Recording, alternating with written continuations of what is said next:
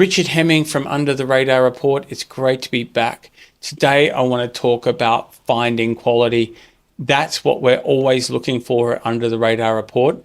And the first cab off the rank when it comes to finding quality companies is balance sheet.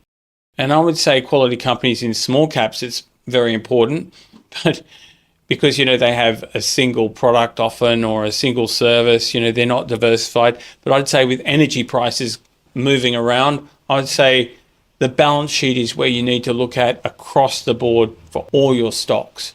So what do we look for in a balance sheet? One thing we look for is that long-term liabilities aren't out of control.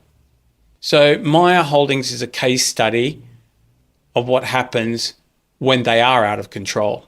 At one point, Myer carried, I think, like over 3 billion in lease obligations. These often stretch for 15 plus years over something like 70 stores around Australia. That kind of fixed commitment leaves very little room to move when conditions turn. So Myer was once a behemoth in Australian retail, but those lease liabilities didn't just sit there. They magnified the structural decline in the department store model.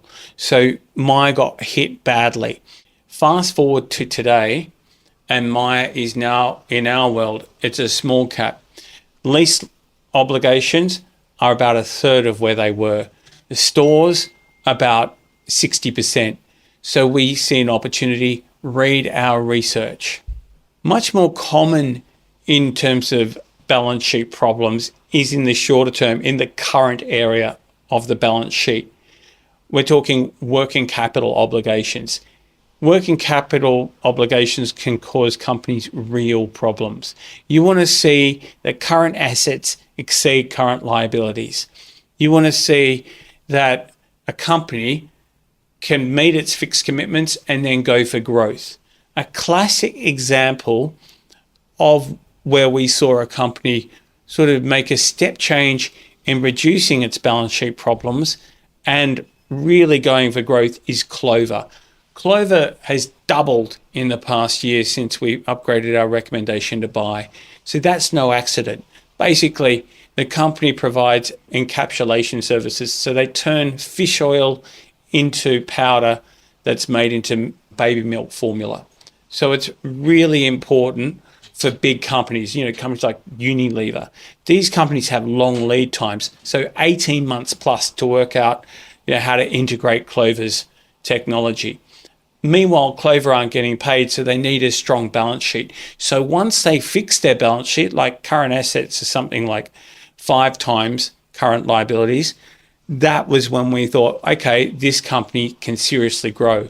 Not only that, but they invested in product and development. So they went from 2 products to 20 products. They're going across the world, around the world. So it's a really exciting company. Read our research. Basically, strong balance sheets mean you can withstand pain. A classic example is Tuas. They are a Singapore telco that is trying to take over a competitor, but the ACCC equivalent, so the competition authorities have said, no, we're not waving it through at this point. They're delaying their decision.